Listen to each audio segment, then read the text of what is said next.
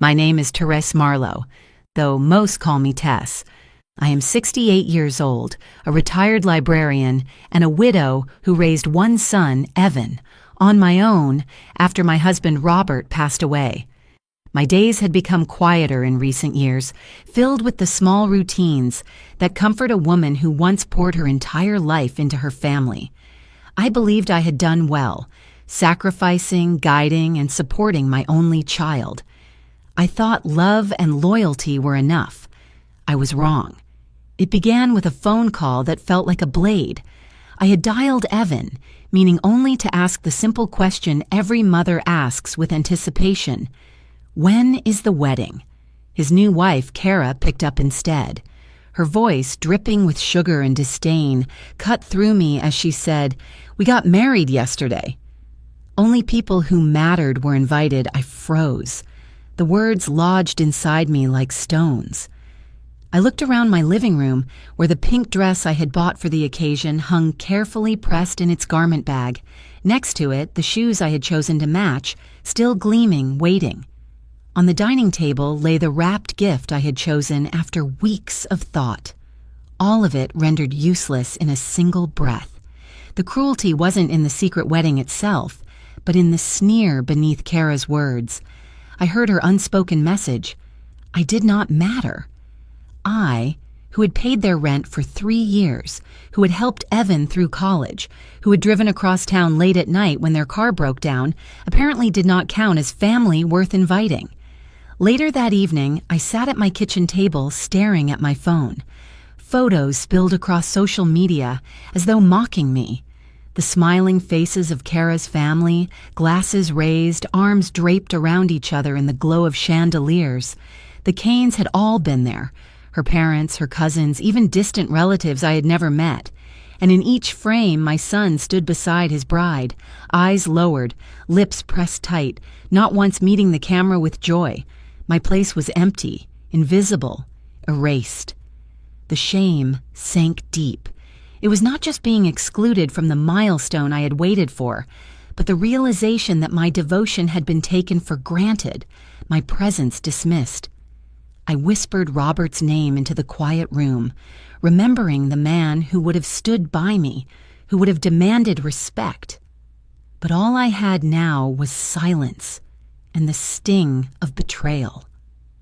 That night I could not sleep. I walked past the garment bag again and again, the soft pink fabric mocking me with every step.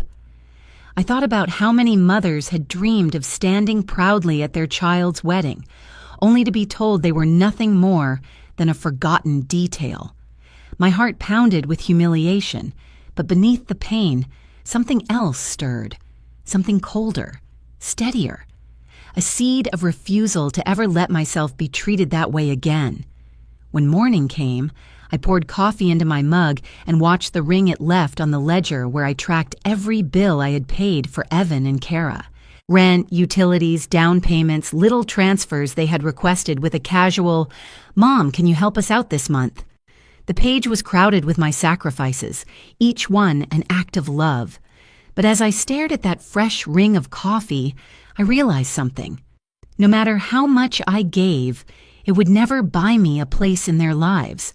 I lifted the mug, tracing the stain with my finger, and whispered, "Enough." Before I continue, let me pause and invite you to stay with me through this journey. Stories like mine, about family betrayal, about the quiet strength it takes to reclaim dignity, speak to many who have walked the same lonely path. If you find echoes of your own story here, I hope you'll share this with a friend or join me until the end. Sometimes hearing how someone else found the courage to stand tall can remind us that it's never too late for our own lives. The days following that call blurred into a fog of disbelief. I avoided neighbors, unwilling to explain why I had not been at my own son's wedding. I walked past Nora's porch across the street, her wave lingering unanswered because I could not form the words. Instead, I kept to myself, folding the dress back into the closet, tucking away the shoes, slipping the unused wedding card into a drawer. Objects that once promised joy now carried shame, and I could not bear to look at them. But life has a way of refusing to let pain sit quietly. 3 days after Kara's venomous words, my phone rang again. Her voice trembled this time, stripped of the triumph she had once flaunted. The mortgage on the villa, $33 million, is overdue, she said, the panic crackling through every syllable. Where's the money? I let the silence stretch, then answered slowly, calmly, You mean, no one told you? The words left my lips with a measured steadiness that surprised me. For the first time in years, I felt the balance shift. She expected me to scramble, to apologize, to reach for my checkbook as I always had. Instead, I gave her nothing but a question that hinted at truths she could not yet see. I ended the call and placed the phone down, my hand no longer shaking. In that moment, I realized the power of silence, of restraint, of choosing not to explain. Kara had built her confidence on the assumption that I would always comply, always give. But she did not know me as well as she thought. The woman she had mocked as powerless was not powerless at all. I leaned back in my chair, the ledger open before me, the coffee ring drying into permanence. My story was no longer one of sacrifice without return. It was becoming something else, a story of awakening. 3 days passed like a long fever. I moved through my house with deliberate slowness, almost as though if I held myself carefully enough, the cracks in my heart would not widen. The pink dress remained hidden in the closet, pressed against coats I had not worn in years. The coffee ring stain still marked my ledger on the kitchen table, the circle darkening into something permanent. I thought silence would give me peace, but silence has a way of pulling the truth out of hiding. It was late morning when the phone rang again. I saw Kara's name flash across the screen. I hesitated, the urge to let it ring gnawing at me, but a strange curiosity urged me to answer. Her voice was raw, jagged with fear. Tess, the mortgage on the villa is overdue. $33 million. They're calling in the payment. We need the transfer. Where is it? I held the phone close, but I did not rush to soothe her. Instead, I let her words hang heavy. Her panic was almost theatrical, as though she believed sheer desperation would pull me back into my old role of rescuer. You mean, I said slowly, evenly, no one told you? She gasped, the sound sharp like glass breaking. What do you mean by that? Evan said you were handling it. The broker called. The bank is threatening foreclosure. We can't lose this property, I thought about her earlier words. Only people who mattered. And felt a calm certainty rise in me. Kara, I replied, 3 days ago you made it clear I wasn't part of your circle of people who matter. I will not explain myself beyond that. Her tone changed, slipping from outrage to accusation. So this is your fault. You've forgotten the transfer. You let it slip. If this falls apart, it's on you. I drew a long breath and looked around the kitchen where light fell across the tiled floor. No, I said softly, it is not on me. It is on those who thought I would always be there, unquestioning, pouring myself into their plans without hesitation. There was a pause, a shuffle on the other end as though she was pacing. Evan will call you, she threatened. He'll make you understand. When the line went silent, I placed the phone down gently, my hand steady. For years, Kara's demands had sent my pulse racing, her approval and disapproval dictating the rhythm of my days. But not now. The calm inside me was new, like the first clear breath after a storm. That evening, I opened the ledger again. Each line was a memory of being needed but never valued. Rent checks, tuition payments, credit card bills. Now the numbers mocked the loyalty I had mistaken for love. I let the pages fall closed, deciding then that no more numbers would be written under their names. Later, Evan sent me a message. Just one line. Mom, Kara's upset. We need you to fix this. I stared at it. the familiar tug of guilt flickering in me. I thought of the boy I had raised, the nights spent reading to him when fever burned his forehead, the afternoons on the bleachers watching him play ball. That boy was gone, replaced by a man who had allowed himself to be swallowed whole by someone else's hunger. I did not reply. My silence was my answer. The next morning, I folded laundry with careful precision, letting the rhythm of the task steady me. For the first time in years, I felt the outline of a plan taking shape. I was no longer drifting.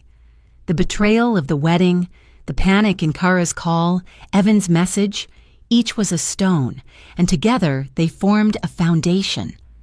I knew I had to step off the path I had walked for too long, the one paved with self-sacrifice. As the day lengthened, I poured myself another cup of coffee and watched the steam rise.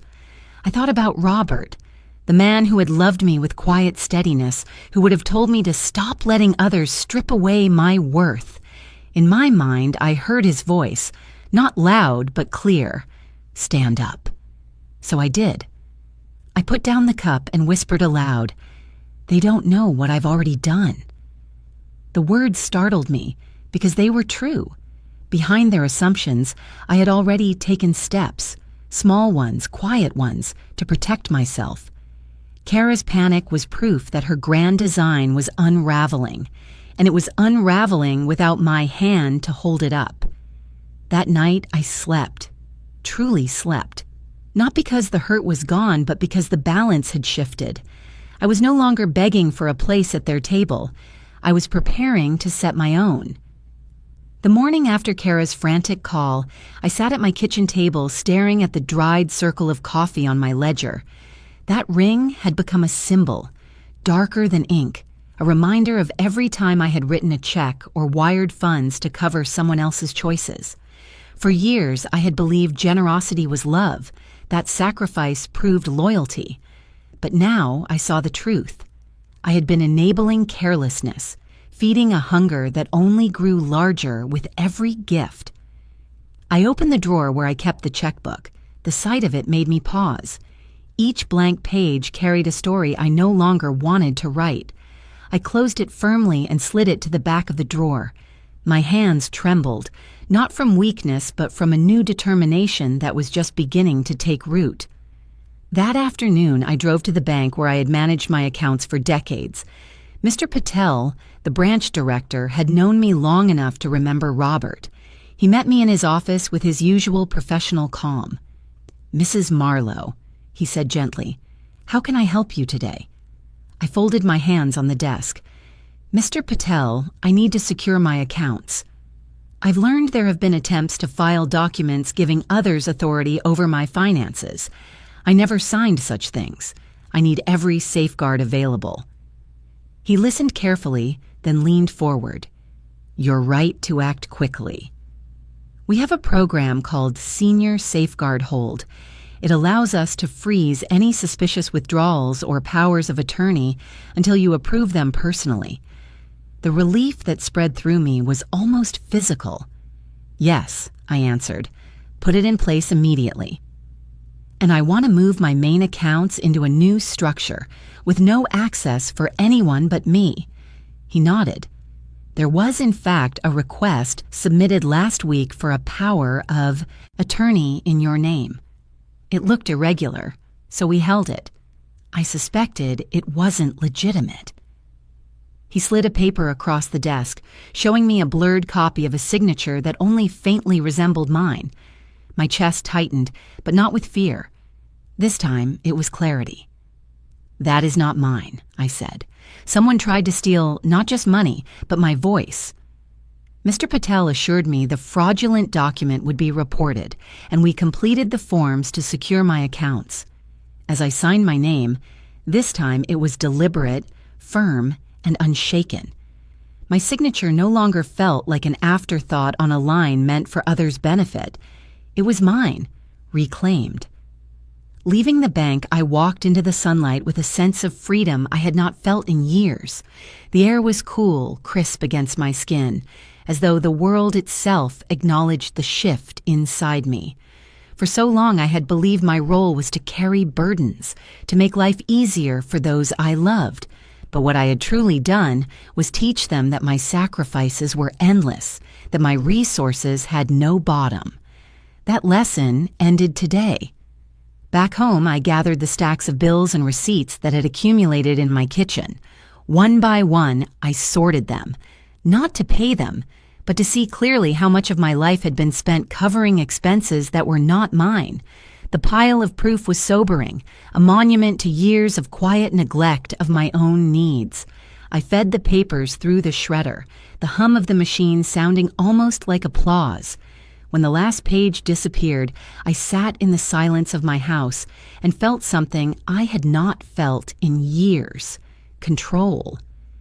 I thought of Kara's panicked voice, Evan's terse message, the assumption that I would continue to play the part they had written for me.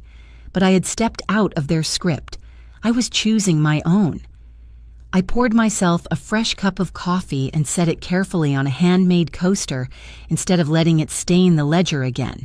That simple act, small as it was, felt like a vow. From now on, my table would no longer be marked by sacrifices that erased me. It would be marked by choices that restored me. As the day faded, I walked through the quiet rooms of my house, touching the door frames, the shelves, the windowsills. These were mine, not tokens to be leveraged by anyone else. I thought again of Robert, the man who had taught me dignity matters more than wealth. I whispered into the empty room, "I am standing now." And I meant it. The knock at my front door came sharp and insistent, more like the pounding of someone who owned the place than a guest waiting to be welcomed. I opened it to find Evan standing there with Kara at his side, her arms crossed like a queen surveying her territory. Behind them stood a man in a dark suit, his briefcase gleaming, and another in a crisp jacket, who introduced himself as a realtor. Their presence turned the quiet of my house into a stage set for confrontation. "Mom," Evan began, his eyes avoiding mine, "we need to talk." His voice carried the edge of someone rehearsing lines handed to him. Kara stepped forward before he could say more. "You've put us in a difficult position," she declared. "The villa depends on you. If you just sign these papers, everything will be resolved." The lawyer, Mr. Rourke, opened his case with practiced efficiency, pulling out neatly stacked documents. "This is a power of attorney and an agreement to co-sign the mortgage. Routine, really. You simply sign and we can save the villa before the bank steps in." The realtor, Vince Calder, chimed in with a smile too polished to be sincere. "Time is of the essence, Mrs. Marlowe. This property is prime. We cannot afford delays. Sign now and your family is protected." I looked from face to face. Evan's eyes darted nervously as if he hoped I would rescue him without forcing him to ask. Kara's expression hardened into a mask of superiority, daring me to resist. The two men waited like vultures circling, certain their prey had no choice. I reached out and took the stack of papers. My fingers brushed the cold smoothness of the pen they had placed before me. I flipped through the pages, my eyes scanning the dense legal phrases designed to confuse. The words blurred into one truth. They wanted control, not just of money, but of me. My hand stilled on the final page. Slowly, deliberately, I closed the folder, and without breaking eye contact with Kara, I dropped the papers into the small wastebasket beside my chair. The sound of crumpling paper echoed louder than any raised voice. Kara's mouth fell open. "What are you doing?" she snapped, her voice high and sharp. "I am not signing away my life," I said, calm and steady. "This house, my accounts, my decisions, these are mine. I will not hand them to strangers who call themselves family only when they need something." Rourke's eyes narrowed. "Mrs. Marlowe, refusing could have consequences. If your capacity to manage your affairs comes into question, the court may intervene. This is your opportunity to avoid embarrassment." His veiled threat hung heavy, but instead of fear, I felt a cold certainty rise inside me. "Embarrassment," I repeated, "is believing that money entitles you to strip someone of their dignity." I suggest you leave my home." Evan finally spoke, his voice breaking. "Mom, please. Just do this for me. You don't understand how much is at stake." I turned to him. The boy I had once soothed through nightmares now standing as a man pleading for chains to be fastened around me. "No, Evan. It is you who doesn't understand. What's at stake is my freedom, and I will not trade it." Vince shifted uncomfortably, his salesman's smile faltering. Kara grabbed Evan's arm, her nails digging into his sleeve, fury radiating from her. "This is insane." "You'll regret this, Tess."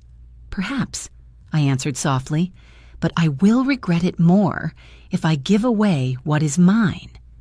The silence that followed was thick, broken only by the sound of papers rustling in the wastebasket.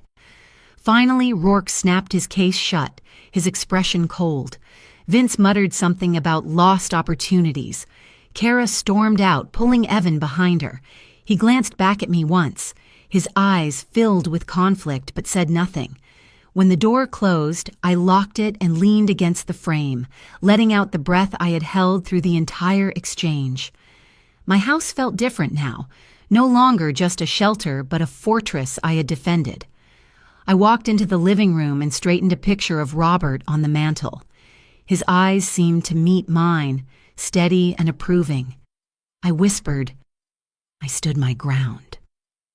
For the first time in a long while, I felt the ground beneath my feet solidify. Their scheme had been bold, but it had shattered against something stronger than greed, my refusal. And with that refusal came a decision that was no longer fragile but firm. I would protect what was mine, and I would never again open my door unprepared. After the storm of that confrontation, my house felt both violated and renewed.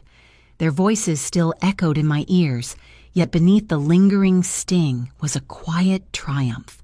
For the first time, I had not bent.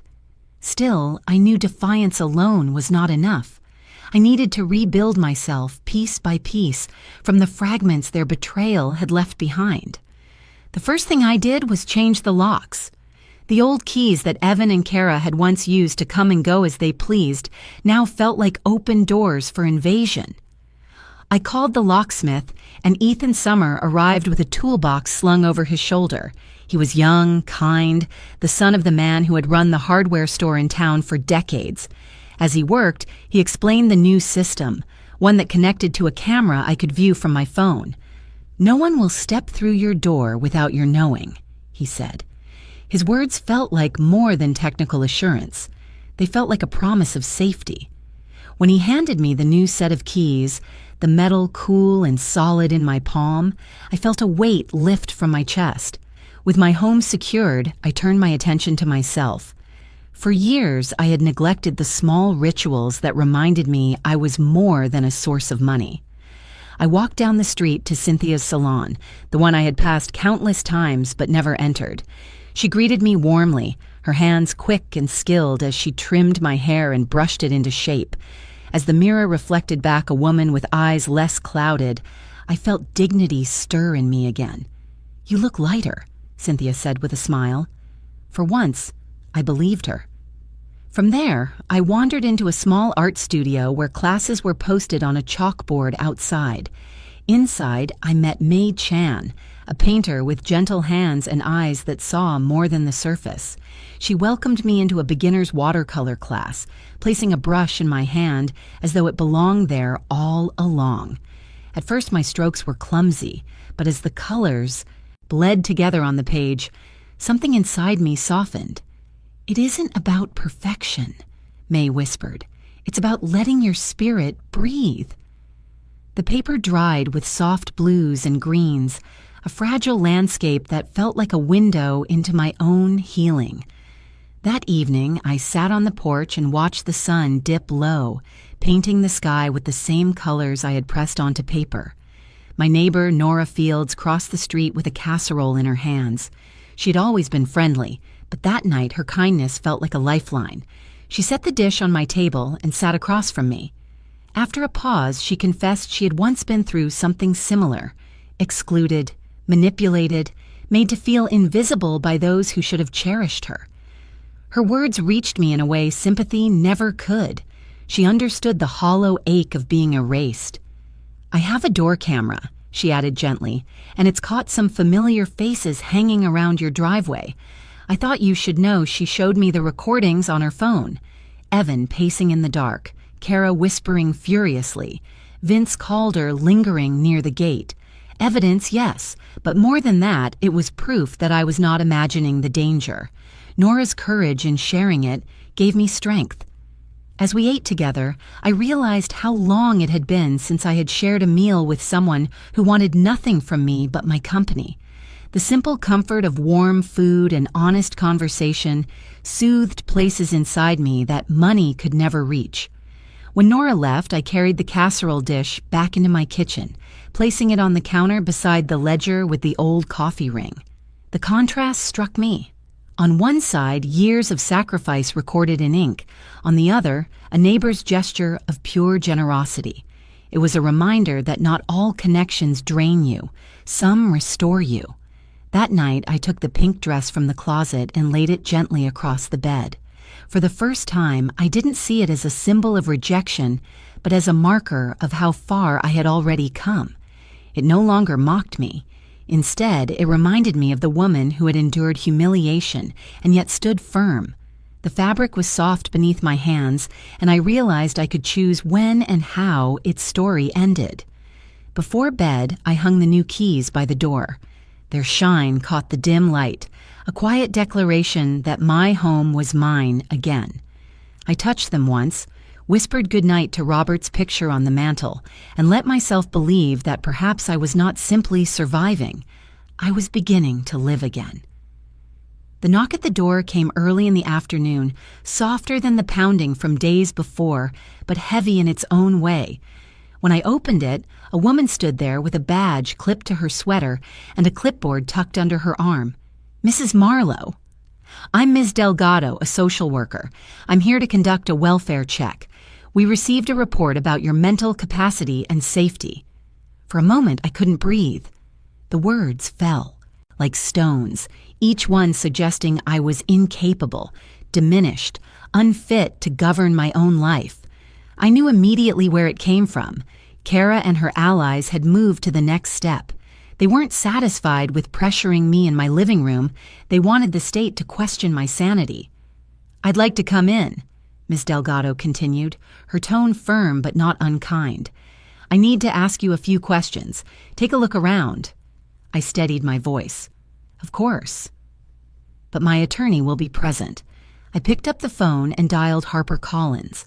Within minutes, Harper's calm voice filled my ear, instructing me to hand the phone to Ms. Delgado.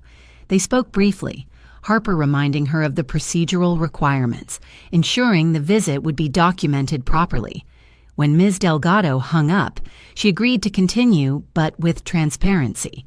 She stepped into my kitchen and glanced at the table, where my ledger lay open beside a neat stack of envelopes. "Do you manage your bills yourself, Mrs. Marlowe?" I met her gaze squarely. "I have for over 40 years. Every check signed, every account balanced. I could tell you down to the cent what came in and what went out last month." I slid one envelope toward her. "Here is the receipt from my utilities. Paid early as always." She nodded, scribbling notes. Then she asked, "Do you feel safe in your home?" Safe. The word echoed inside me. I didn't until recently. I changed the locks, installed cameras, and secured my accounts. My safety is my responsibility, and I take it seriously. Her eyes flickered with surprise at the precision of my response. She asked more questions about my daily routine, my health, the people I trusted. I answered each with clarity, refusing to let doubt creep into my tone. I told her about the art class, about walking to Cynthia's salon, about the neighbor who had shared dinner with me. My life was not unraveling, it was rebuilding. When she asked about family, my chest tightened, but I kept my words measured. I have one son. I love him. But love doesn't mean blind obedience. He and his wife have made choices I cannot endorse. That does not make me incapable. It makes me human. She studied me quietly, then set her pen down. Mrs. Marlowe, from what I see here, you are lucid, independent, and aware of your circumstances. I will file this visit accordingly." As she rose to leave, I noticed a flicker in her expression, something between compassion and discomfort. Perhaps she had seen too many elders stripped of control without cause, their dignity siphoned away. Perhaps she knew the weight of false accusations. At the door, I thanked her. "You've done your job fairly." "That means more than you know." When she was gone, I called Harper again. My attorney's voice was steady, reassuring. "They're laying the groundwork for a guardianship petition," she said, "but you handled this perfectly. We'll keep records of everything, each attempt. They make Will build our case against them." I hung up and stood in the quiet of my home. The new locks gleamed on the door, the keys hanging from their hook. I touched them lightly and whispered to myself, "They won't take this from me." That night, I sat on the porch with the sky fading to violet. The humiliation of the secret wedding still throbbed in me, but now it was joined by something stronger: resolve. They could call in social workers, they could hire lawyers, they could spin stories to paint me as frail, but I knew who I was. I knew the life I had built, the mind that remained sharp, the heart that still beat with clarity. For years, I had let others define my worth through their needs. Now I was learning to define it myself, in the choices I made, in the boundaries I drew, in the refusal to bow before lies. I thought of Robert again, his voice imagined in the dusk. "You are more than they think," and I believed it. The day after the welfare check, Harper invited me to her office.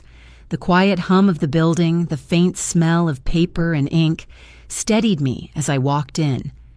Harper's desk was covered in files, neat stacks that spoke of order and control.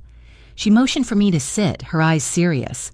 "Tess," she said, sliding a folder toward me, "we've uncovered something you need to see."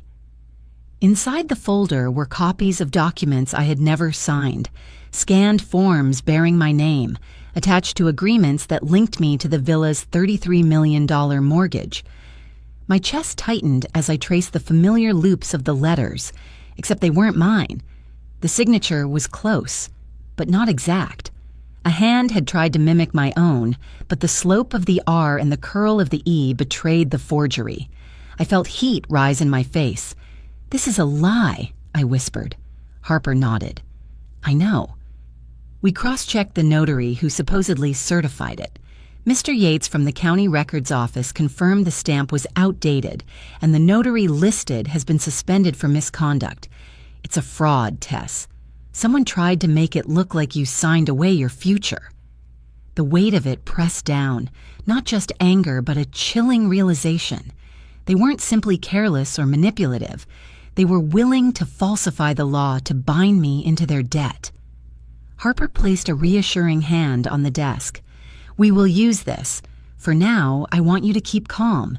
Every forged page is a weapon turned back against them." I leaned back in my chair, the fluorescent light flickering faintly above us. I knew Kara's ambition was sharp, but this... My voice faltered, then steadied. "This is theft disguised as family." Mr. Yates himself joined us later that afternoon, carrying an official binder of records. He flipped it open with practiced precision, pointing to the entry. "The notary's seal on these documents was revoked months ago, and the ID number doesn't match. Whoever submitted this tried to slip it through, hoping no one would notice." He shook his head, his tone both professional and disgusted. "I'll certify this in writing for the court." "It won't hold." Hearing those words gave me a small surge of relief, though the betrayal burned deeper. It wasn't enough that Kara had erased me from the wedding, mocked me with her smirk, and demanded I shoulder her dreams.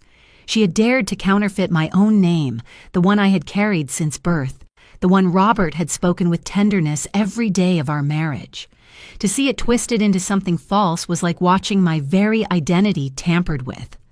On the drive home, the autumn leaves blurred past my window, their reds and golds fierce against the fading daylight. I gripped the steering wheel tighter than necessary. My thoughts circled back to Evan. How much did he know? Was he complicit, or was he once again closing his eyes while Kara pulled the strings? I had no answers, only the heavy ache of doubt. When I stepped into my house, the new locks clicked shut behind me, offering a sense of protection. I sat at the kitchen table, the ledger still open, the ring of coffee still visible. For years, those pages had been filled by my hand alone. Now someone else had dared to forge that same hand. I traced the stain gently, reminding myself that my true signature, the one that mattered, was not a mark on stolen documents. It was the life I was rebuilding, choice by choice. I brewed tea, letting the steam rise as the kettle sang, and whispered to Robert's picture on the mantel. They tried to steal my name, but they don't know me. They don't know the strength you left behind. The house was quiet, but my resolve was loud inside me. I would not let their deception define me. I would answer it with truth, with proof, with the calm strength of a woman who had nothing left to lose and everything left to protect. The next step in Harper's plan was to gather testimony, pieces of truth strong enough to pierce through the lies being built around me. She reminded me that signatures and seals could be questioned, but voices, honest, human voices, often carried the most weight. I thought of the people around me, those who had witnessed small but telling parts of my story, and I realized how much their words mattered now. Our first stop was the pharmacy where I had gone for years. Mr. Benson, the pharmacist, greeted me with a weary smile when I walked in with Harper. "Tess, I was hoping I'd see you," he said, his voice tight with guilt. He led us into the consultation room, closing the door behind us. "I need to set the record straight. A few weeks ago, Kara asked me to sign a statement suggesting you were confused about your prescriptions. She said it was just a formality, that it would help with insurance. I should have known better. I signed without thinking, and it's been eating at me ever since." I sat across from him, my heart heavy but steady. "You can still make it right," I told him. "Tell the truth now." He nodded quickly, his eyes watering. "I'll prepare an affidavit. I'll swear under oath that you manage your medications perfectly well, that I've never had concerns about your memory or your judgment. I let myself be pressured once, but I won't let them use me again." Hearing his words felt like air filling a room that had grown suffocating. Harper placed a reassuring hand on his arm. "We'll draft the affidavit today. Your testimony will be invaluable." Later that afternoon, Nora came to my house with her phone in hand. "I think you should see this," she said, her voice firm. She played a video from her door camera. On the screen, Evan stood outside my gate at night, his shoulders hunched, his eyes darting nervously. Kara was beside him, whispering sharply, her hands gesturing as if rehearsing some plan. A moment later, Vince Calder appeared, his car idling at the curb. They spoke quickly, glancing toward my house before disappearing into the dark. The video ended, but the meaning was clear. They weren't simply plotting, they were staking out my life like trespassers marking territory. "Would you be willing to share this with Harper?" I asked softly. Nora didn't hesitate. "Of course. I've been in your shoes, Tess. When people try to erase your voice, evidence becomes your armor. I want to help you wear it." Her solidarity washed over me like warmth on a cold day. For so long I had felt isolated in this battle, but now allies were stepping forward. Their courage strengthened mine. That evening, Harper compiled the pieces together. Mr. Benson's affidavit, Nora's video, the forged documents exposed by Mr. Yates, all of it wove into a narrative that was no longer just my word against theirs. It was proof. Tangible, undeniable proof. I sat with Harper in her office as the last pages were organized. "Do you see what's happening, Tess?" she said gently. "They tried to build a cage around you with lies, but every bar they forged is breaking under the weight of truth. You are not alone in this." I closed my eyes for a moment, letting the words sink in. I thought of Robert again, the silent witness in my memories, and wondered if he would have been proud of the woman I was becoming. Not the mother who gave endlessly until she was emptied, but the woman who stood firm, who gathered her allies, who defended her name with dignity. When I returned home that night, I placed the new keys on their hook and sat at the table with a cup of tea. The coffee ring on the ledger still stared back at me, but it no longer felt like a scar.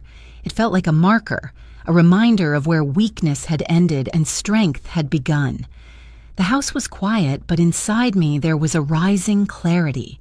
The truth was assembling brick by brick, and soon it would be strong enough to withstand any storm.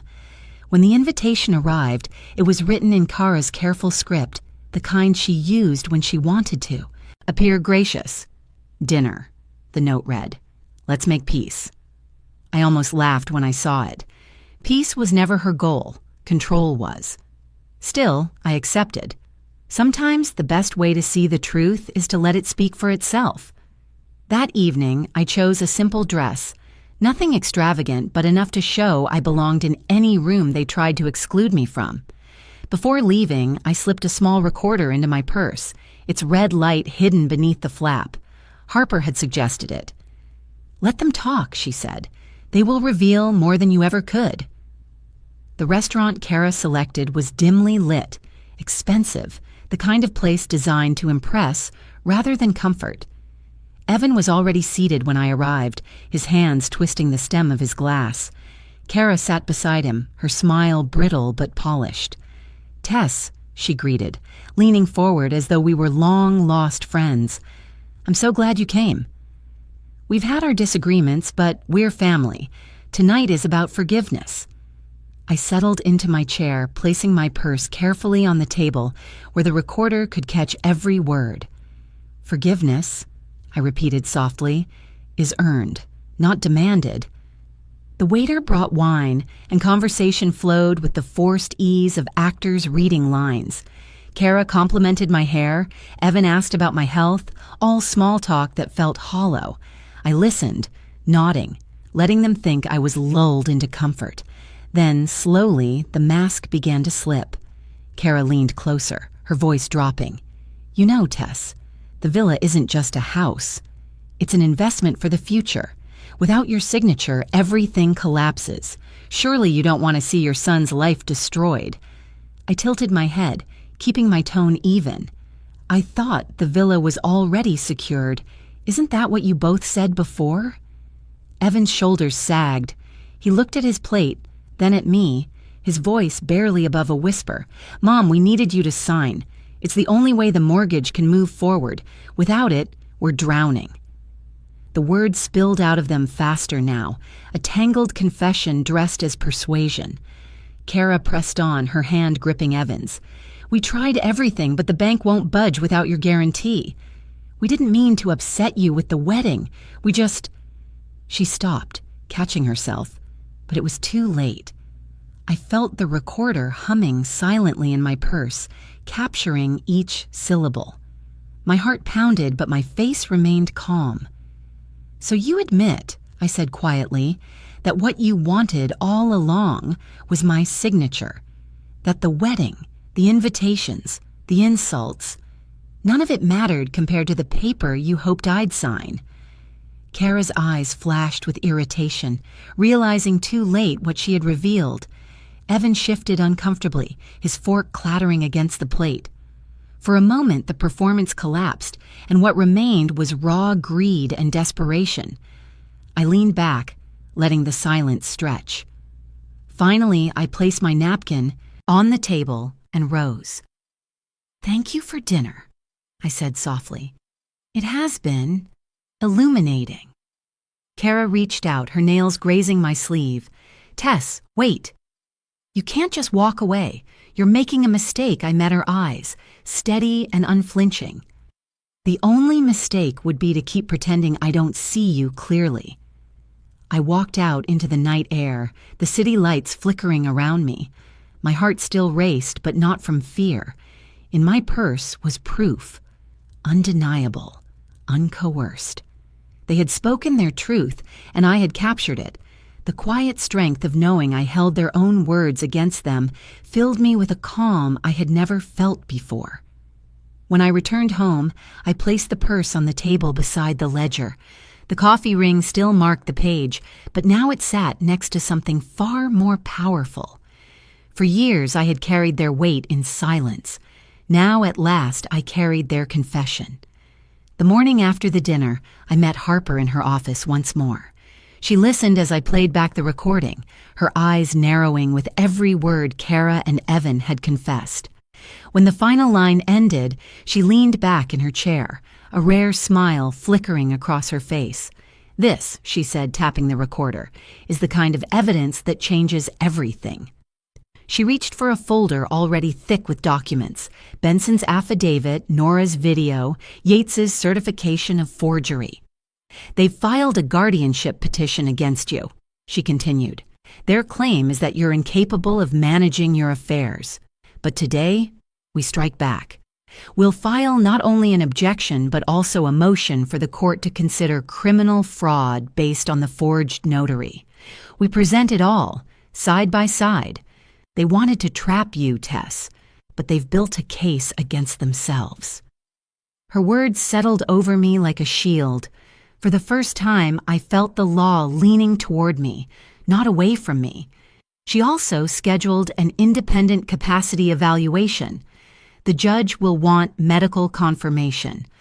I've arranged for you to meet Dr. Keating. He has no ties to them, and his reputation is impeccable." That afternoon, I drove to Dr. Keating's office, a modest building with shelves lined with books and a soft ticking clock on the wall. He greeted me warmly, his demeanor neither patronizing nor detached. "Mrs. Marlowe," he said, "I'm here to listen." That's all. The evaluation was thorough. He asked me about my daily routines, my finances, my health. I recited dates, balances, even the medication schedule I followed without fail. He tested memory with sequences of numbers, language with proverbs, judgment with scenarios. Each answer came not with hesitation, but with a clarity sharpened by the months of struggle. The more I spoke, the more I realized I wasn't proving myself to him. I was proving it to myself. At one point, he set down his pen and asked gently, "Do you understand why your family might be challenging your capacity?" I met his eyes. "Yes, because money blinds people. Because control is easier when you pretend someone else is weak. But I am not weak. I know exactly what I am doing." He nodded, writing his final notes. "You are more than competent, Mrs. Marlowe. In fact, you are remarkably sharp." My report will reflect that leaving his office, I felt a weight slide off my shoulders. For weeks, they had tried to cast me in the role of a frail old woman losing her grip on reality.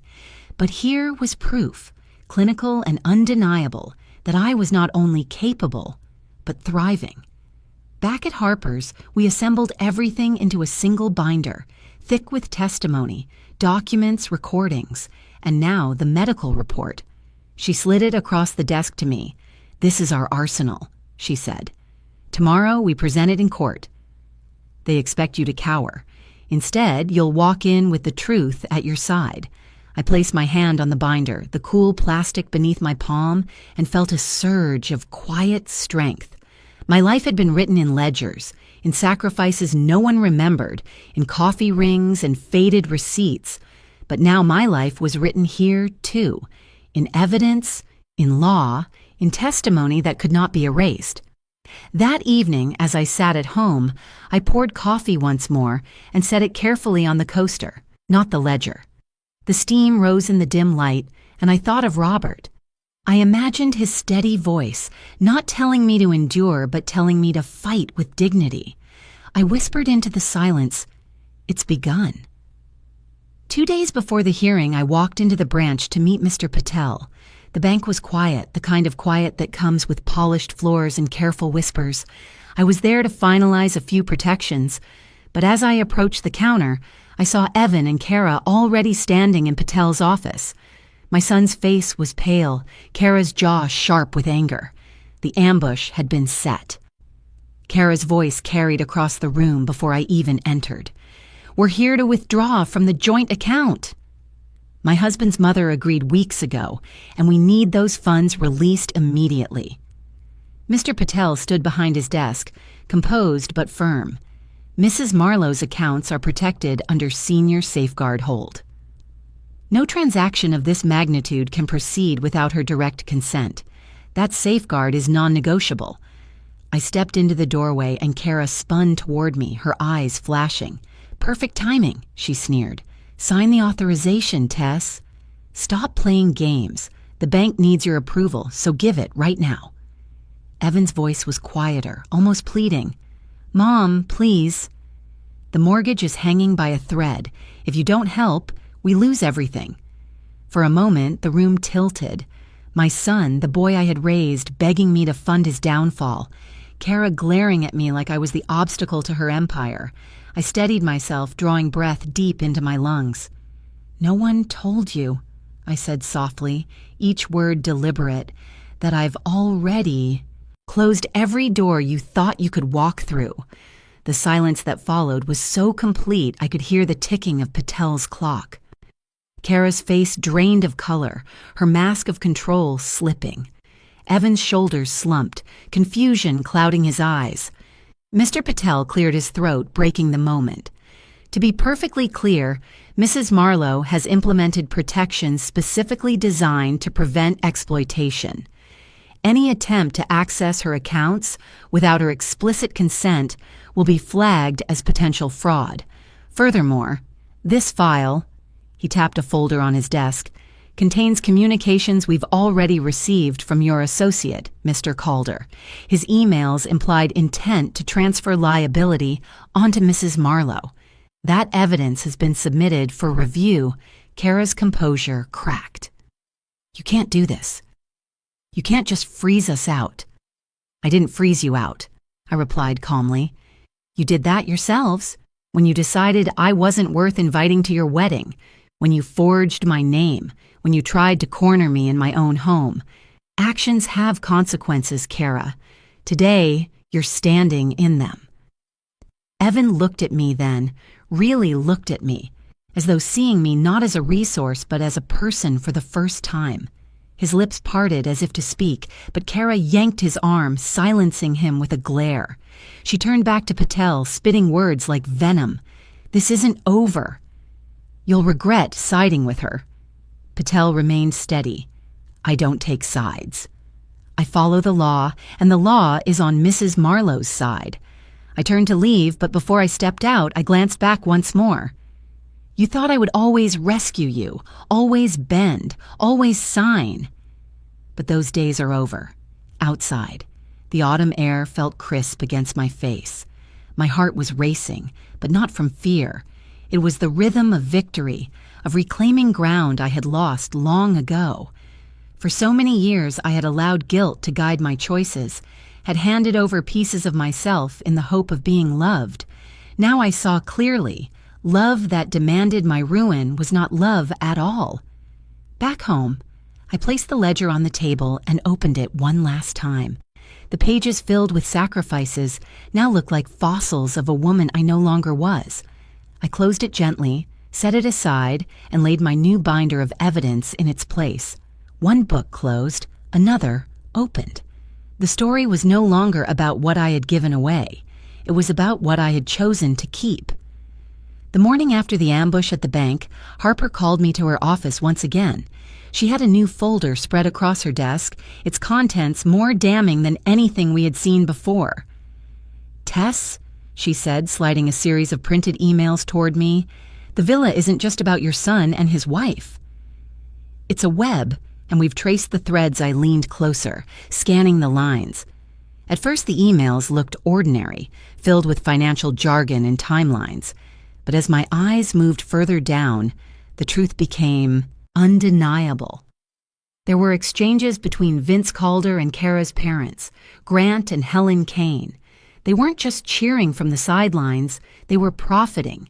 Fees, commissions, consulting charges cleverly worded, but unmistakable. Every message confirmed they had been promised a cut of the mortgage if the deal closed with my signature. "Grant and Helen?" I whispered, the words tasting bitter. They stood at that wedding smiling, surrounded by their family while I was left outside. And all along, they were waiting to line their pockets with my name. Harper nodded grimly. "It's an orchestrated effort." Calder was the facilitator, but the Canes were beneficiaries. This isn't just manipulation, it's collusion. And it shows the court this was never about family harmony. It was about money from the very beginning. I sat back, the room spinning for a moment. I remembered Helen's refined smile the one time we had met, her hand adorned with rings, her words polite but distant. I remembered Grant's booming laugh, his ability to fill a room with charm while keeping me firmly on the edge. They hadn't just tolerated Kara's ambition, they had fed it. And Evan, my Evan, had been swallowed by the whole design. Harper pointed to one particular line in the email trail. "Here, Calder confirms that once the mortgage cleared, a transfer of advisory fees would be wired directly to the Canes. It makes them complicit, Tess. They weren't passive observers. They were investors in your exploitation." The realization burned. It was one thing to be betrayed by a daughter-in-law who saw me as an obstacle. It was another to see an entire family weaving threads around me, turning me into the spider's catch while they feasted. I closed my eyes, letting the anger pass through me like a storm. When I opened them again, I felt sharper, clearer. "We present this," I said, my voice steady, "not just as evidence of fraud, but as evidence of motive. They wanted wealth, and they wanted it quickly. My erasure was part of the plan." Harper's eyes softened. "Are you ready for what comes next? This will expose more than just Kara. It will humiliate her family, too. They will fight back." "I've lived through humiliation already," I replied quietly. "At the wedding, on the phone, in my own home. What more could they take from me now? Dignity can't be stolen. It can only be surrendered. And I am not surrendering." She nodded, gathering the papers into the binder. "Then we move forward. Tomorrow we bring this before Judge Ramirez." Driving home, I watched the streets blur past, but my thoughts lingered on Robert. He'd always taught me to read carefully, to see what lies between the lines. And here, between every polite greeting and every polished smile from the Canes, there had been greed hidden in plain sight.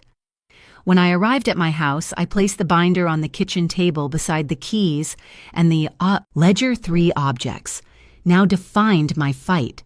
The old record of what I had given, the new locks that kept them out, and the evidence that showed their betrayal in black and white. That evening, I lit a candle and sat in the quiet glow, thinking of the web that had been spun around me. They had mistaken my silence for weakness, my generosity for ignorance, but the web was unraveling now, thread by thread, and soon it would collapse on those who had built it.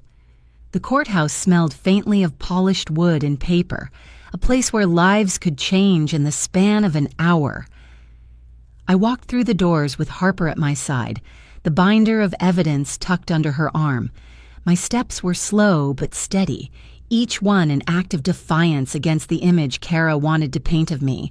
Frail, incompetent, lost. I stood taller, even as eyes turned toward us. Inside the courtroom, Judge Ramirez presided from the bench, his expression unreadable. Evan and Kara sat across the aisle, their attorney, Mr. Rourke, whispering in their ears. Kara's smile was thin, brittle, her confidence rehearsed. Evan looked down, fidgeting with his tie, unable to meet my gaze. The clerk called the case, and Harper rose to speak. Her voice was calm but resolute. "Your Honor, the petition for guardianship is based on false pretenses and fraudulent documents. Today we present clear evidence that not only is my client fully competent, but she has been the victim of a calculated scheme designed to strip her of control over her life and assets." Rourke stood quickly, objecting, painting me as a confused woman, prone to mistakes, dependent on others.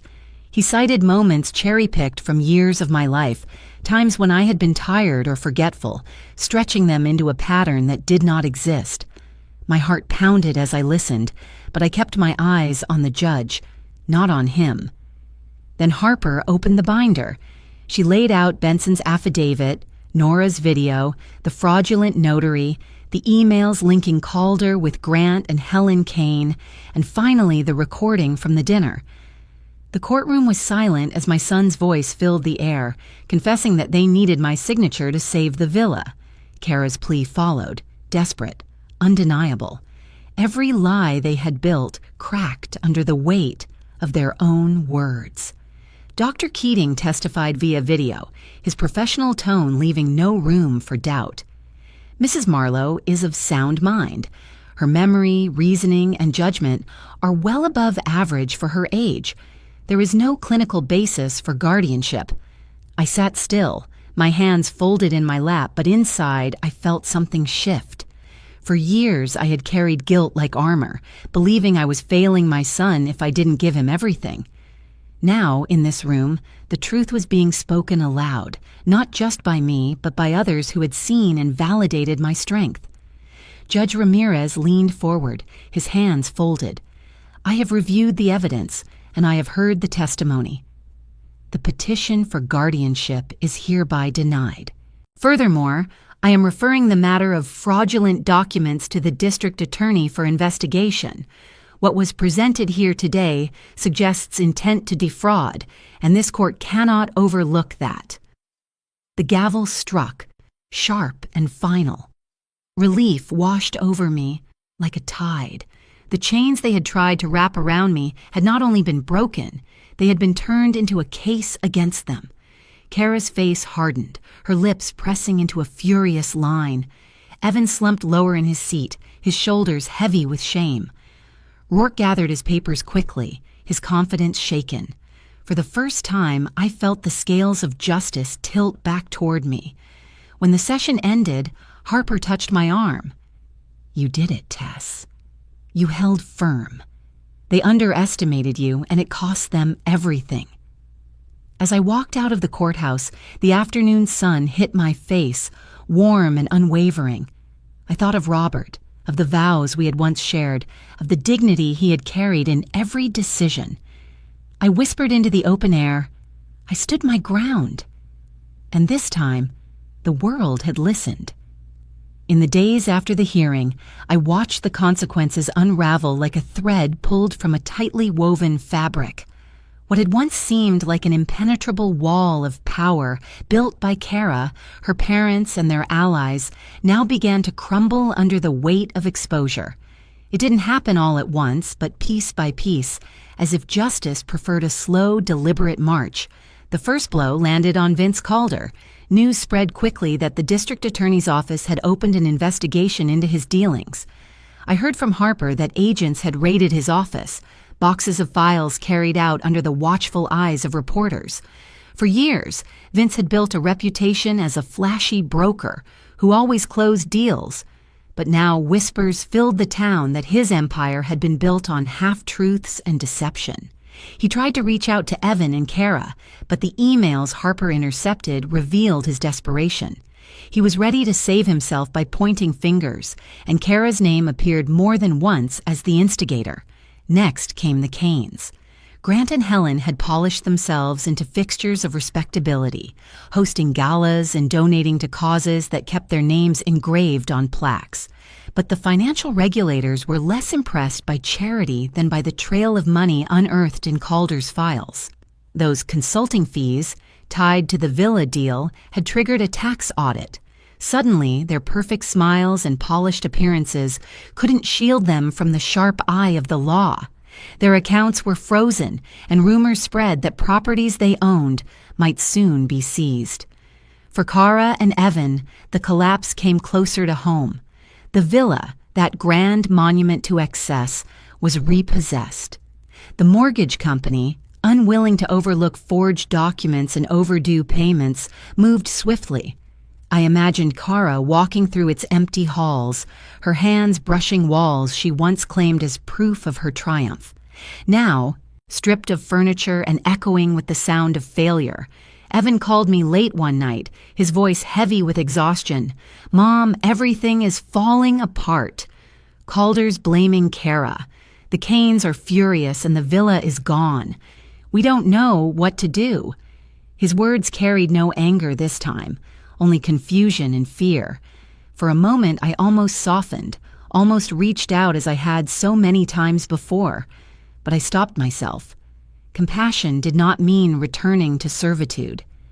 "Kara led you here," I told him quietly, "but you chose to follow." "Consequences aren't punishment, Evan. They're lessons. What you do with them is yours alone." He didn't answer right away. I could hear him breathing, the weight of my words pressing into the silence. At last he murmured, "I don't know if I can fix this." "That's because it isn't yours to fix alone," I said, then ended the call before he could pull me back into his chaos. Meanwhile, Kara's fury boiled over in public. She stormed into Harper's office one afternoon demanding to speak to me. I wasn't there, but Harper later told me her voice shook the walls, screaming about betrayal, about being set up, about how I had ruined her life. But even Harper admitted the rage was hollow. Without money, without the villa, and with her parents entangled in legal troubles, Kara was exposed for what she truly was, a woman who had mistaken greed for power. Watching from the quiet of my home, I felt no joy in their downfall, only a strange kind of solemnity. Justice rarely comes with fanfare. It comes in reports filed, properties seized, reputations questioned, and opportunities lost. The people who had conspired against me now carried the weight of their own schemes. One afternoon, Nora came by with fresh flowers from her garden. She placed them in a vase on my kitchen table and said, "It's like watching dominoes fall, isn't it? One push, and everything that looked unshakable comes crashing down." I nodded, touching the petals gently. "But I didn't push," I said softly. "I only refused to fall." As evening settled, I sat on my porch with a cup of tea, looking out at the quiet street. For the first time in a long time, I wasn't waiting for the next attack, the next demand, the next humiliation. I was watching the consequences take their course, not with vengeance in my heart, but with peace. Their downfall wasn't my victory. My victory was in reclaiming my place, my dignity, and my silence. In the weeks that followed, the dust began to settle. The courtroom battles, the late-night calls, the relentless fear of being cornered again, those shadows slowly loosened their hold. For the first time in years, I woke up without dread, heavy on my chest. My mornings became my own again, filled with small rituals that felt almost sacred. One morning, I walked through the rooms of my house and realized it no longer felt like a sanctuary. Too many memories clung to its walls. Evan's footsteps echoing down the hall, Kara's voice sharp in my living room, the sight of documents spread across my table demanding my signature. I decided it was time for a change. I called a realtor, not Vince, but someone Harper recommended, a man with no ties to the Canes or their poisoned circle. Within a month, my house was sold. I moved into a modest apartment overlooking the river. The first night I slept there, I listened to the water rushing beyond the windows, its steady rhythm like a lullaby. I placed Robert's picture on the nightstand, beside a lamp that glowed warm and soft. For the first time since his death, I felt as though I had stepped into a place that belonged only to me. The keys to this new home hung on a simple ring by the door. I touched them each time I walked past, a reminder of freedom earned rather than granted. No one else had copies. No one else could enter without my consent. That small fact gave me more peace than any grand gesture ever could. I began to fill my days with things I had once pushed aside. May invited me to join a local exhibition of watercolor paintings. I hesitated, but she insisted. I brought 3 pieces. Landscapes, gentle and quiet, each painted during moments when I rediscovered fragments of myself.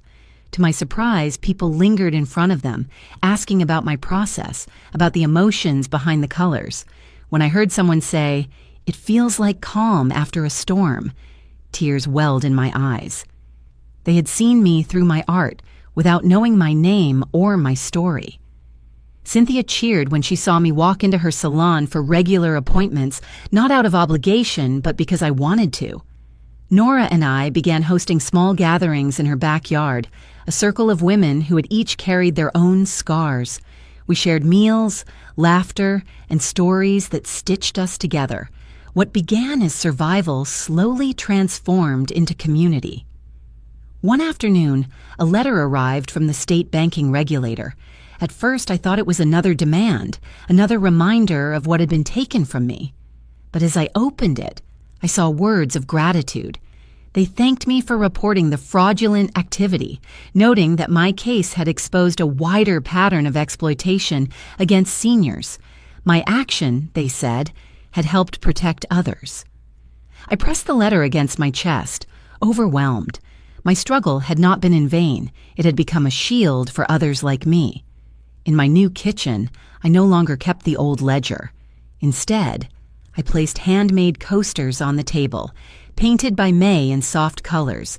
Each time I set down my coffee, I smiled at the difference. Where once a ring of stain had marked loss, now there was a circle of intention, beauty, and care. As I stood by the window one evening, watching the sun dip below the horizon, I thought of Robert. "I've begun again," I whispered. "Not as your widow, not as Evan's mother, not as Kara's victim, but as Tess. Just Tess." The river carried the light of the setting sun, shimmering with quiet resilience. I understood then that healing didn't come in one grand moment. It came in the accumulation of small choices, each one reclaiming a piece of me. It was a gray afternoon when Evan showed up at my new apartment. He didn't call ahead. I saw him through the peephole, standing alone, shoulders slumped, no Kara at his side. For a moment, I considered not answering. The wounds were still tender, the scars not fully formed, but something in his posture, in the way his hand hovered near the door without knocking again, moved me to turn the lock and let him in. He stepped inside quietly, looking around as though the modest space were unfamiliar territory. "It's nice here," he said, his voice subdued. "Smaller than the house, but it feels like you." I nodded, gesturing toward the chair at the table. He sat down heavily, his hands clasped together as if he needed them to keep from shaking. For a long while, neither of us spoke. The silence stretched between us, filled with years of unspoken gratitude and fresh betrayal. Finally, he broke it. "Mom, I don't know where to start. Everything's gone. The villa, Kara's plans, even her parents are in trouble. She's not the person I thought she was." His voice cracked. "Or maybe she is, and I just didn't want to see it." I folded my hands, steadying myself. "And what about you, Evan? What does that make you?" He flinched, his gaze falling to the floor. "Weak, blind, dependent. I let her lead me into something I should have stopped, and I dragged you down with it." I shook my head. "You didn't drag me down, Evan. I refused to follow. But you did betray me. You chose silence when Kara erased me from your wedding. You chose convenience when she mocked me. And you chose her schemes over your mother's dignity. That is something you have to face, not me." His eyes glistened. "I know. I can't undo what I did. I can't fix it with money or apologies, but I don't want to lose you forever." I studied him, the boy I had raised hidden beneath the man worn down by regret. "I'm not asking for money. I'm not even asking for apologies that sound pretty and mean nothing. If you want me in your life, there's only one thing I need: respect. Without that, there is no us." He swallowed hard, then reached into his pocket. Slowly, he pulled out the old key to my former house, the one he had once used so casually, the one Kara had tried to wield like a weapon. He placed it on the table between us. "I don't need this anymore. I don't deserve it." The sight of that key lying on the wood made my throat tighten. It wasn't just metal. It was history. It was intrusion. It was trust, broken. And now, returned willingly, it was also a symbol of something ending. I reached out, covering it with my hand, then slid it back toward him. This doesn't belong to me anymore. It belongs to the past. What matters is whether you'll carry the lesson forward. Tears slipped down his cheeks as he nodded. I want to. I don't know how yet, but I want to. For the first time in months, I leaned forward and embraced him. The hug was not the warm, easy one of childhood, nor the desperate clutch of fear. It was tentative, fragile, but real. His body trembled against mine, and I held him long enough for both of us to feel what words could not say. When we pulled apart, I whispered, "This is a beginning, Evan. Don't waste it." He left quietly, closing the door behind him. I stood for a long time, staring at the empty chair where he had sat, the faint outline of the key still pressed into the wood of the table. For the first time, I allowed myself a small seed of hope, fragile but alive, that perhaps he could learn, that perhaps our bond could be rebuilt, not on dependency, but on something stronger. One Saturday morning, I opened the closet where the pink dress still hung. For months, it had been a silent witness to my humiliation, a symbol of the day I was excluded from my own son's wedding. Each time I passed it, my chest tightened. But that morning, as the light filtered through the curtains, I saw it differently. It was no longer a reminder of rejection, but of endurance. I lifted it carefully from the hanger and laid it across my bed. The fabric shimmered faintly in the sunlight, no longer mocking me but inviting me to release it. I folded it gently and placed it into a bag along with matching shoes and the small clutch I had once bought for the occasion. Then I carried the bag to the thrift store a few blocks away. Odessa, a young woman with a kind smile, greeted me at the counter. "Good morning," she said. "Is this a donation?" "Yes," I answered softly. "It's time for it to have a new story." She opened the bag, her eyes widening at the sight of the elegant dress. "Someone will be so grateful," she said. "It's beautiful." Her words made my throat tighten, but I managed to smile. "I hope it brings someone joy." As I walked out of the store, my steps felt lighter. For so long, I had kept that dress as proof of my pain, as if holding on to it gave meaning to what I had endured. But letting it go gave me something far greater: freedom. Back at my apartment, I brewed a pot of coffee. The familiar aroma filled the kitchen, rich and warm. I set the mug carefully on one of the painted coasters May had given me. No new stains marked my ledger, no fresh rings to remind me of sacrifices gone unnoticed. Instead, the coaster carried the imprint of intention, of care. Later that week, an envelope arrived in the mail. Inside was a handwritten letter from Odessa. She explained that a young bride-to-be had chosen the pink dress for her wedding, tears streaming down her face as she held it. "Your quiet strength dressed us in dignity," the letter read. "Thank you for giving someone a beginning where you once had an ending." I sat at my kitchen table with the letter trembling in my hands. The tears came, but they were not the tears of shame or humiliation I had shed before. They were tears of release, of gratitude, of knowing that my story had come full circle. What had once symbolized erasure had become a gift, carrying with it a piece of me that was no longer bound by sorrow. I placed the letter beside Robert's picture, letting his silent gaze witness this moment too. It felt as though he were there, smiling in quiet approval, proud not of what I had lost, but of what I had chosen to reclaim. That evening, I stepped onto the balcony as the sky turned to soft hues of lavender and gold. The river reflected the colors back at me, a mirror of the calm I now carried. I thought of the keys hanging by the door, the new locks that kept me safe, the coasters that replaced stains, the dress that had found a new home. Each motif that had once bound me now freed me. I whispered into the evening air, "The circle is closed." And in that whisper, I felt the final weight lift from my shoulders. The seasons shifted as I settled into my new rhythm of life. Autumn gave way to winter, and the air carried a chill that no longer felt like loneliness, but like clarity. My days began with coffee set gently on a painted coaster, afternoons often spent with Nora, May, or Cynthia, evenings quiet but full of peace. What once had been the chaos of defending myself was now the calm of reclaiming myself. News of the others reached me in fragments. Vince Calder accepted a plea deal, his once flashy reputation reduced to court records and fines.